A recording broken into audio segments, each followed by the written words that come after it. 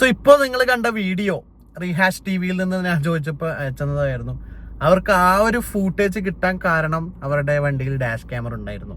അതുപോലെ തന്നെ എൻ്റെ വണ്ടിൻ്റെ മുന്നിൽ നോക്കുകയാണെങ്കിൽ ഒരു ഡാമേജ് കാണാം, തേങ്ങയോ ഓലയോ എന്തോ വീണപ്പോൾ പറ്റിയതാണ്. അതെനിക്ക് പ്രൂഫ് കാണിക്കാനൊന്നും എൻ്റെ അടുത്ത് തെളിവില്ല. അല്ലെങ്കിൽ നിങ്ങൾ വണ്ടി ഒരു സ്ഥലത്ത് തട്ടി, അവിടുത്തെ നാട്ടുകാർ പറയുന്നു നിങ്ങൾ ഓവർ സ്പീഡിലാണ് വന്നിരുന്നതെന്ന്. നിങ്ങളുടെ കയ്യിൽ നിങ്ങൾ ഓവർ സ്പീഡ് അല്ല എന്ന് തെളിയിക്കാൻ ഒരു ഡാറ്റ ഉണ്ടെങ്കിലോ. സോ ഇതിനൊക്കെ യൂസ്ഫുൾ ആയിട്ട് വരുന്ന സംഭവമാണ് ഡാഷ് ക്യാമറ. സോ ഈ ഒരു കാലത്ത് എന്തെങ്കിലും ഒരാൾ കുരുത്തക്കേട് കളിച്ചിട്ടുണ്ടെങ്കിൽ അതിന്റെ കംപ്ലീറ്റ് പ്രൂഫായിട്ട് റെക്കോർഡഡ് ആയിട്ട് നിങ്ങളുടെ കയ്യിലുണ്ടാവും. ബാക്ക് സൈഡ് ആവട്ടെ, ഫ്രണ്ട് സൈഡ് ആവട്ടെ, ഈവൻ കാറിന്റെ അകത്താവട്ടെ. സോ ഞാൻ ഒരു പ്രൊഡക്റ്റ് പർച്ചേസ് ചെയ്യുമ്പോൾ മാസങ്ങളോളം അത് കാർട്ടിലിട്ട് അതിന്റെ റിവ്യൂ നോക്കി ഒരുപാട് റിസർച്ച് ചെയ്തിട്ട് ഏറ്റവും പെർഫെക്റ്റും ബെസ്റ്റും ആയിട്ട് ഞാൻ വാങ്ങാൻ ശ്രമിക്കാറുള്ളൂ. സോ അങ്ങനെ ഞാൻ മാസങ്ങളോളം വെയിറ്റ് ചെയ്തിട്ട് വാങ്ങിയൊരു സംഭവമാണ് ഈ റെഡ് ടൈഗറിന്റെ F17 ഡാഷ് ക്യാമറ. വളരെ ചീപ്പായിട്ട് 1000-നും 2000-നും ഒക്കെ ഡാഷ് ക്യാമറ ആമസോണിലൊക്കെ അവൈലബിൾ ആണ്. പക്ഷെ നമ്മൾ ഡാഷ് ക്യാമറ വാങ്ങുമ്പോൾ അത് നമ്മളെ പർപ്പസ് യൂസ്ഫുൾ ആവണം. ഫ്രണ്ടിലുള്ള വണ്ടിന്റെ നമ്പർ പ്ലേറ്റ് സൂം ചെയ്യാൻ പറ്റണം, അല്ലെങ്കിൽ ഒരു സംഭവം നടന്നു കഴിഞ്ഞാൽ അതിന് ക്ലാരിറ്റി വേണം. അതുകൊണ്ട് തന്നെ ഏറ്റവും ബെസ്റ്റ് 4K റെസൊല്യൂഷൻ ഉള്ള ഒരു ഡാഷ് ക്യാമറ വേണോ നിർബന്ധമായിരുന്നു. അപ്പോൾ ഈ ഒരു ക്യാമറയിൽ ഫ്രണ്ടിൽ വരുന്നത് 4K റെസൊല്യൂഷൻ ആണ്, ബാക്ക് സൈഡിലും അതല്ല ഇന്റേണലും 1080 പിക്സലാണ് വരുന്നത്. ഈവൻ നൈറ്റ് വിഷൻ അവൈലബിൾ ആണ്. അതുപോലെ തന്നെ ബോക്സിൽ വരുന്നത് ഈ ഒരു ക്യാമറയും ബാക്ക് ക്യാമറയും ആണ്. പിന്നെ അതിന്റെ കൂടെയുള്ള ഇലക്ട്രോസ്റ്റാറ്റിക് സ്റ്റിക്കേഴ്സും പിന്നെ GPS മൊഡ്യൂളും പിന്നെ കണക്റ്റിംഗ് വയേഴ്സും അതിന്റെ പവർ കോഡും ആണ്. സോ ഇൻസ്റ്റാളേഷൻ വളരെ എളുപ്പമാണ്.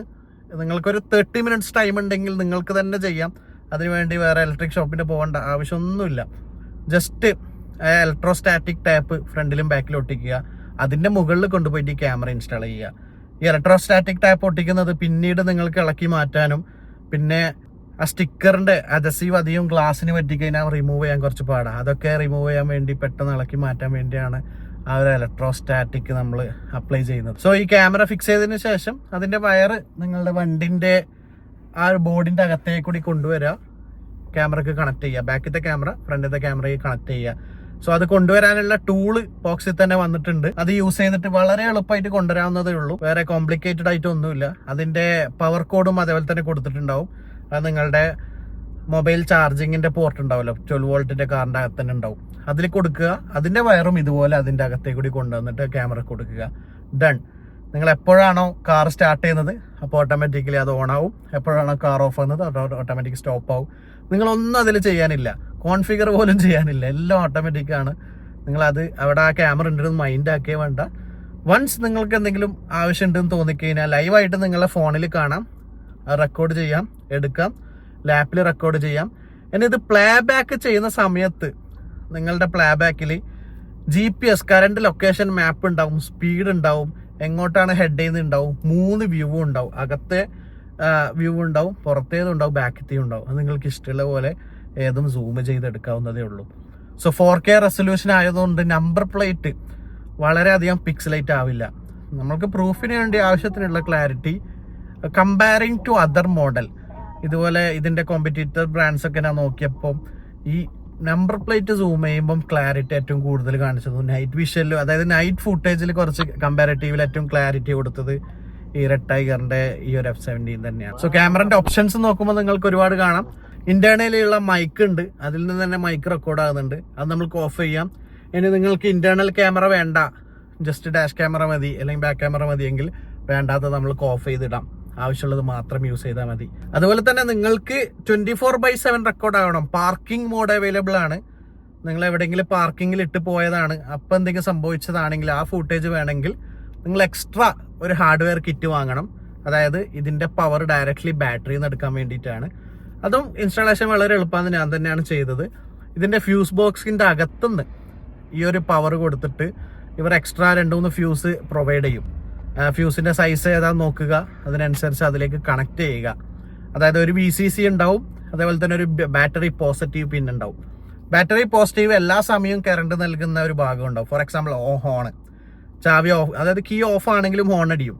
അപ്പൊ ഏത് സമയം ഹോണിൽ പവർ വരുന്നുണ്ടെന്ന് അർത്ഥം. അവിടെ ബാറ്ററി പോസിറ്റീവ്, ആ ഫ്യൂസിൽ ബാറ്ററി പോസിറ്റീവ് കൊടുക്കുക. പിന്നുള്ളത് VCC, നമ്മൾ കീ ഓപ്പൺ ചെയ്ത് അല്ലെങ്കിൽ ഇഗ്നിഷൻ ഓൺ ആകുമ്പോൾ മാത്രം പവർ വരുന്ന കുറച്ച് സ്ഥലമുണ്ട്. ഫോർ എക്സാമ്പിൾ ചാർജിങ് പോർട്ട്, ഓരോ കാർ ഓരോ രീതിയാണ്, എനിക്ക് എല്ലാം അറിയില്ല, എനിക്ക് ഈ വണ്ടിനെ പറ്റി അറിയും. അപ്പോൾ ചാർജിങ് പോർട്ടിൽ ഞാൻ എന്ത് ചെയ്തു, ആ VCC കൊടുത്തു. സോ ഫ്യൂസ് കൊടുക്കുമ്പോൾ ശ്രദ്ധിക്കണം, നിങ്ങൾ നേരെ കൊണ്ടുപോയി സ്റ്റെയറിങ്ങിനോ ഹെഡ്ലൈറ്റിനോ അല്ലെങ്കിൽ നിങ്ങളുടെ CPU കമ്പ്യൂട്ടറിനോ കാറിൽ വളരെ ക്രിട്ടിക്കൽ ആയിട്ടുള്ള ആവശ്യമില്ല സാധനത്തിൽ കൊണ്ടുപോയി കൊടുക്കരുത്. ഓടുന്ന സമയത്ത് നിങ്ങൾ ABSനോ അങ്ങനെ എന്തെങ്കിലും ഫ്യൂസ് പോയിട്ട് അപകടം വരാതിരിക്കാൻ വേണ്ടിയാണ് ഞാൻ പറയുന്നത്. ഓണ് കുഴപ്പമില്ല, ഇൻ കേസ് ഫ്യൂസ്ഡ് ആയാലും ഓൺ അടിയാതിരിക്കും, ഫ്യൂസ് മാറ്റിയാൽ മതി. അതേപോലെ തന്നെ എനിക്ക് അകത്തുള്ള ആ ചാർജിങ് സോക്കറ്റും പ്രശ്നമില്ല. അതുകൊണ്ടാണ് ഈ 2 കോമ്പിനേഷൻ ഞാൻ സെലക്ട് ചെയ്തത്.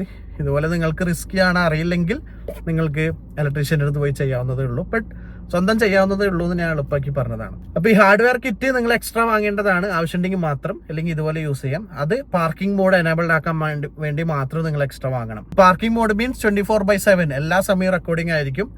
വണ്ടി ഓടാത്ത സമയം നിങ്ങൾ പാർക്കിങ്ങിൽ ഇട്ട് കഴിഞ്ഞാൽ ഫാസ്റ്റ് ഫോർവേഡിങ്ങിലായിരിക്കും 1 FPS അത് റെക്കോർഡ് ആകുക. ആ ഒരു ഓപ്ഷൻ നിങ്ങൾക്ക് മാറ്റി ഒരു G സെൻസർ, ഇതിൽ സെൻസർ അവൈലബിൾ ആണ്. എന്തെങ്കിലും ഒരു ഇമ്പാക്ട് വണ്ടിയിൽ എന്തെങ്കിലും കുലുക്കോ അല്ലെങ്കിൽ ഒരു വണ്ടി വന്ന് ഇടിക്കുകയോ ചെയ്ത് അല്ലെങ്കിൽ എന്തെങ്കിലും തട്ടിയോ മാത്രം റെക്കോർഡ് എനാബിൾ ആകുന്ന മോഡ് അതിലുണ്ട്. അത് ഓപ്പൺ ആക്കി വെച്ചാൽ എല്ലാ സമയവും റെക്കോർഡ് ആവില്ല, ആവശ്യമുള്ള സമയം മാത്രം റെക്കോർഡ് ആകുന്ന ഒരു ഫീച്ചർ അവൈലബിൾ ആണ് പാർക്കിംഗ് മോഡിൽ. പിന്നെ അതല്ല, ഇത് വെച്ചതുകൊണ്ട് നിങ്ങൾ വണ്ടി ഓടിക്കുന്നില്ലെങ്കിൽ നിങ്ങളെ ബാറ്ററി ഡൗൺ ആവുമെന്നുള്ളൊരു പേടി ഉണ്ടാവും. ആ പേടിയും വേണ്ട, ഇതിൽ തന്നെ പ്രൊട്ടക്റ്റീവ് കിറ്റ് വരുന്നുണ്ട്.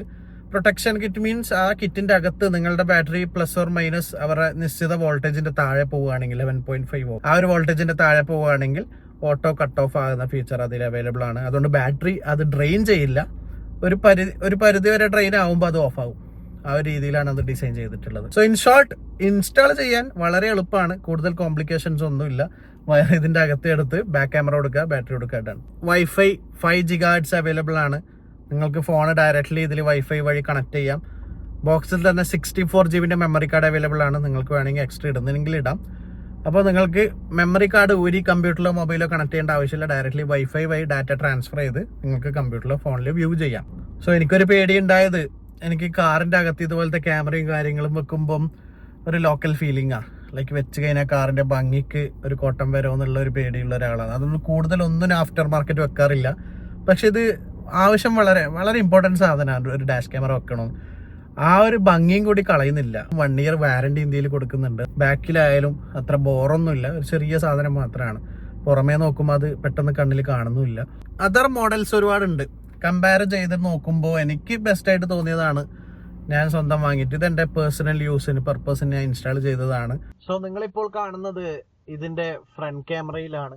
അതായത് റെഡ് ടൈഗർ F70 ഫ്രണ്ട് ക്യാമറയിലെ ഫുട്ടേജ് ആണ് കാണുന്നത്. ഇനി ഫ്രണ്ടും ബാക്കും കാണാം. ഓക്കെ,